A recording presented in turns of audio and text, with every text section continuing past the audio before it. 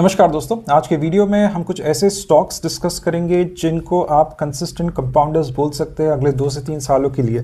तो ये दो सेक्टर्स जो हम डिस्कस करेंगे या फिर जो स्टॉक्स डिस्कस करेंगे जो दो सेक्टर्स को बिलोंग करते हैं, इनको आप कंसिस्टेंट कंपाउंडर्स अगले 2 से 3 साल के लिए इसलिए बोल सकते हैं क्योंकि ये सिक्लिकल कंपनीज है, बट इनमें जो टेलविंड लगा है, जो सेक्टोरल टेलविंड्स है, वो बहुत बहुत बहुत स्ट्रांग है। तो 2 sectors that we are going to discuss today, one is asset management companies जो है, राइट। एसेट मैनेजमेंट में जो एक टेलविंड लगा है, जो फाइनेंशियलाइजेशन ऑफ एसेट्स हो रहा है, इक्विटी इन्वेस्टिंग जो जितना ज़्यादा लोग कर रहे हैं, सिप्स जितना ज़्यादा, SIPs is more of a sticky product. SIP आप महीने दर महीने करते हैं, लमसम आप जब करते हो इन्वेस्टमेंट तो मे बी साल में जब आपके पास पैसा होता तो एक बार करते। तो सिप्स जो है, जिस तरह से सिप्स के वॉल्यूम्स और एयूएम्स और ट्रांजैक्शंस बढ़ रहे हैं, उसकी वजह से एसेट मैनेजमेंट कंपनीज अगले 2 से 3 सालों में 20% का सेक्टोरल ग्रोथ देख रही है। So we'll discuss these two asset management companies and the other 2 companies that we are going to discuss is cables and wires. तो केबल्स एंड वायर्स क्या होता है कि जब भी प्राइसेस ऑफ रॉ मटेरियल्स बढ़ जाते हैं, तो जैसे ऑटो में prices of raw materials, aluminium, steel, copper के प्राइसेस बढ़ रहे हैं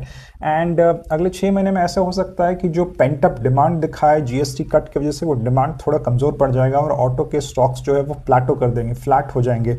बट ये केया इंडस्ट्रीज़ या फिर वी मार्क या फिर आर कैबल या फिर पॉली कैब के जब आप कॉन कॉल सुनोगे, उनके मैनेजमेंट की कमेंट्री सुनोगे, तो वो कह रहे हैं कि चाहे आप कितना भी रॉ मटेरियल प्राइसेस के बारे में बात कर लो, prices of raw materials are not elevated, prices of raw materials are not affecting the demand in negative manner. Demand जो है वो काफ़ी स्ट्रांग है और ये डिमांड जो है वो पावर टीएनडी से आ रही है, ये डिमांड जो है वायर्स के लिए रियल एस्टेट से आ रही है। So the demand is very very strong. जो भी चैनल पार्टनर्स है वो प्री स्टॉकिंग करके रख रहे हैं, ये सोच के कि कल अगर रॉ मटेरियल के प्राइसेस और बढ़ जाएंगे तो थोड़ी दिक्कत हो जाएगी। तो बहुत सारा प्री स्टॉकिंग हुआ है, बट इसका मतलब ये नहीं है Q4 के या फिर Q1 के रिजल्ट्स अगले साल के कमज़ोर निकलेंगे, राइट। तो you see a lot of confidence at least in the managements of all these 4 companies when you hear them. And अगर आप स्टॉक प्राइसेस भी देखोगे, स्टॉक चार्ट्स भी देखोगे, these companies are above 200 DM है। तो इतना खराब वक्त चल रहा है मार्केट में, इतना अनसर्टनिटी, इतना वॉलेटिलिटी है, but marks of good companies, great companies, or companies which are outperforming other companies which are taking market share from other companies is pretty much reflected in the stock prices. तो stock prices 200 DMA के ऊपर है, काफ़ी strong momentum है। तो कोई 6 महीने 4 महीने के लिए कोई ट्रेड करना चाहता है, right, you need to look at such companies, right. तो थोड़ा एक एक करके कंपनीज को एनालाइज करते हैं। KEI industries is the first company, 50,000 crore का मार्केट कैपिटलाइजेशन है, राइट। मिड कैप कंपनी है। The other company that we kind of take up is Polycab, ये थोड़ी लार्ज कैप कंपनी है, राइट। तो केईआ और पॉलीकैब में थोड़ा मैं डिफरेंस बता देता हूँ। तो ये जो सेक्टर है cables and wire, it is predicted to grow at around 14-15% and these companies are easily growing above 20%। तो केईआ इंडस्ट्रीज का अगर आप सेल्स ग्रोथ देखोगे for the last 2 years, 1 year, 5 years, आपको 20% से ज़्यादा सेल्स ग्रोथ दिखेगा। PAT growth is more than 30%। ROE ROC पे कंपनीज काफ़ी स्ट्रॉन्ग है। 20% is a good ROE, but these companies are clocking around 18-17 kind of ROEs। You look at the stock price over year, the results are of Q3 are mentioned over year. जैसे results है, ये stock prices ऊपर दौड़ना शुरू है। तो guidance जो दिया है केईआ ने, वो भी बहुत टॉप क्लास गाइडेंस दिया है। 20% का टॉप लाइन ग्रोथ, 11% के मार्जिन्स, वॉल्यूम 16-18%। केईआ जो है एक्सपोर्ट्स में काफ़ी स्ट्रांग है। तो अब केबल्स एंड वायर जब एक्सपोर्ट करते हैं तो आपको ज़्यादा पैसे मिलते हैं उस यूनिट के, उस केबल के, उस वायर के। पॉलीकैब जो है वो एक्सपोर्ट मार्केट में इतना स्ट्रांग नहीं है, राइट। दूसरी एक इंपॉर्टेंट चीज़ है केईआ और पॉलीकैब में जो डिफरेंस है, पॉलीकैब जो भी कॉपर जाता है, कॉपर केबल्स एंड वायर्स में, केबल्स एंड वायर्स के अंदर कॉपर के जो वो होता है, रॉ मटेरियल कॉपर होता है, वो इंपोर्ट करता है। बट केईआ जो है it kind of gets it from Hindalco and Vedanta and all these Indian companies. तो इतना जो रुपी डेप्रिसिएशन का प्रेशर जो है वो केईआ पे नहीं दिखा एंड एक्सपोर्ट्स भी केईआ के काफ़ी स्ट्रॉन्ग है as compared to Polycab. Polycab के थोड़े एक्सपोर्ट्स कमज़ोर है। तो Polycab has decided not to pass on the increase of prices of raw materials to the end customers. इसकी वजह से उनका जो एबिटा मार्जिन्स पे थोड़ा प्रेशर आया। तो पॉलीकैब के भी रिजल्ट्स अगर आप देखोगे तो फिनोमिनल रिजल्ट्स है। उनका सेल्स ग्रोथ, प्रॉफिट ग्रोथ अगर आप देखोगे सुपर्ब है। अगेन 200 DMA से ऊपर है। स्टॉक प्राइस काफ़ी अच्छा return on equity as well है, राइट। तो केबल्स एंड वायर्स में Polycab is 70-30, but wires grew more. Power TND is a major driver for all this, right. Exports are not doing very well and EBITDA जो numbers आए पॉलीकैब के वो कमज़ोर आए क्योंकि Polycab did not pass on the increase of the prices of raw materials like copper and aluminium because it did not want to lose market share, right? KEI ने pass किया but KEI did not lose market share as well. KEI का भी 20% top line growth आया. ये इनके जो ये extra heavy weight extra heavy जो प्रोडक्ट है ये केबल का plus the geographical expansion that it is doing, these are high margin initiatives, that's why the operating profit margins of KEI are 10%, Polycab के 14% है. पॉलीकैप थोड़ा B2C है, थोड़ा डिस्ट्रीब्यूशन लेड मॉडल है, तो इसकी वजह से उसके मार्जिन्स अच्छे हैं.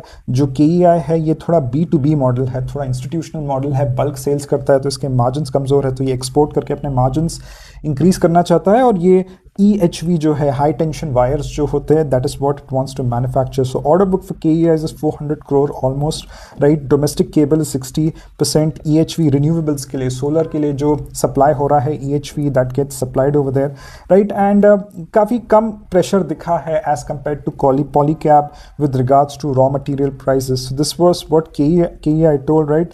पॉलीकैप का जैसा मैंने बताया कि EBITDA थोड़ा डी ग्रोथ हुआ है, but volume growth was 40% and sales growth was 46%. So these are really great numbers of these two companies. These are really good stocks from the cables and wires kind of segment, right? So before going on to the next segment, you can log on to, or you can take the membership option on my channel.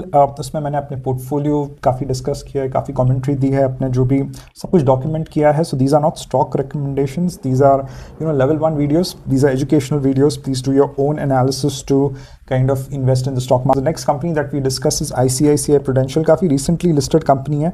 इसको हम कहीं ना कहीं compare करेंगे HDFC AMC से. तो again ये दोनों large caps हैं, 1,14,000, 1,53,000. तो AMCs की अगर आप बात करो ना, सबसे important product जो होता है AMCs के लिए वो SIPs होते हैं, क्योंकि SIPs जो होता है ना, it gives stickiness, मतलब महीने दर महीने आप SIP करते हो, राइट. तो और लोगों को ये बहुत अच्छी तरह से समझाया गया है पिछले 3-4 सालों में, चाहे YouTube के थ्रू हो, चाहे कोई और चैनल के थ्रू हो, कि आपको बुरे वक्त में भी सिप करना है.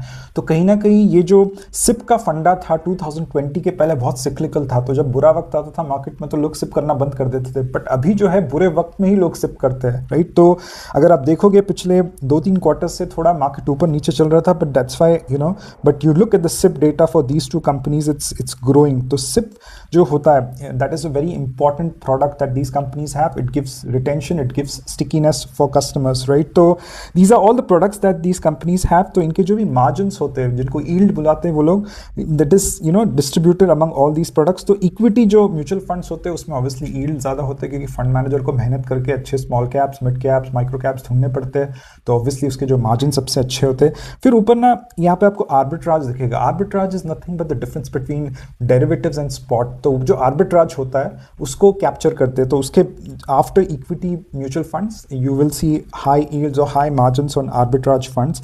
देन डेट तो आपको रिटर्न ही 4-4.5% की मिलते हैं, तो उसमें क्या ही तो कमाएगा fund manager, right. Passives is nothing but index funds. तो पिछले एक क्वार्टर में इंडेक्स फंड्स ज़्यादा लोग लेने लग गए. तो इंडेक्स फंड्स का quarter and quarter growth is 10% for both these companies, क्योंकि अभी लोग थक चुके हैं कि यार स्मॉल कैप्स में भी कुछ नहीं हो रहा है, मिड कैप्स में भी कुछ नहीं हो रहा है, ज़्यादा हरकत नहीं हो रही मार्केट में the way it happened in the last 3 to 4 years, right. So in the last couple of quarters people have switched to index funds and it is visible in the data. तो that is how things are working. Liquid funds जो आपके G-Secs होते हैं, that is what liquid funds are. So this is how the product mix looks. It is very similar to HDFC AMC as well. तो total ये market जो है, या total AUM AMCs का करीबन 80 लाख करोड़ का है, जिसमें से ICICI Prudential करीबन 11 लाख करोड़ पे है एंड HDFC करीबन 9 लाख करोड़ पे एक तरह से फंक्शन कर रही है, right. So this is the distribution that they have, मतलब distribution these are selling products. तो these companies are selling products. तो इन चैनल्स के थ्रू लोग इनकी तरफ आते हैं. And one very important thing that happened, 2 regulations, एक रेगुलेशन की तो मैं बात करूंगा, सेबी ने जो ना टोटल एक्सपेंस रेशियो इनका घटा दिया, जिसके वजह से इनके थोड़े ना मार्जिन्स कमज़ोर पड़ते जाएंगे as we go head. But in order to compensate that they can only do volume growth. तो volume growth is nothing but AUM growth. AUM growth 2 या 3 चीज़ों से आती है. एक तो मार्क टू मार्केट ग्रोथ होना चाहिए. तो स्टॉक मार्केट अगर 26,000 पे ट्रेड कर रहा है, 29,000 पे ट्रेड करना शुरू कर दिया तो AUM ऑटोमेटिकली आपका बढ़ जाएगा, राइट. दूसरा चीज़ है कि यू गेट न्यू एक्विजिशन. तो करीबन 1.5 करोड़ है दोनों जो AMCs हैं उनके कस्टमर्स या फिर उनके जो क्लाइंट्स, करीबन 1.5 CR 1.6 CR है दोनों के, right. This is the second thing. Third is that you get more share of wallet. तो हाइब्रिड्स इंट्रोड्यूस कर दिया, गोल्ड ETF इंट्रोड्यूस कर दिया. तो there are multiple products that these companies have. तो उसको इस्तेमाल करके these people are increasing the AUM. तो इन कंपनीज का ROE ROC देखे तो कंपाउंडेड प्रॉफिट ग्रोथ तो ICICI AMC का काफ़ी सही है. ROE ROC इसका 32% है, ICICI का कुछ 87% ROE है. ऑपरेटिंग प्रॉफिट मार्जिन 73% है, ऑपरेटिंग प्रॉफिट मार्जिन 80% है. बहुत एसेट लाइट बिजनेस है. आपको बस 20 लोगों को हायर करना होता है, 25 लोगों को हायर करना होता है, फंड मैनेजर्स को हायर करना होता है, ऑलरेडी ट्रेंड होते हैं, कुछ कई फैक्ट्री वगैरह डालने की कोई जरूरत नहीं है. This is like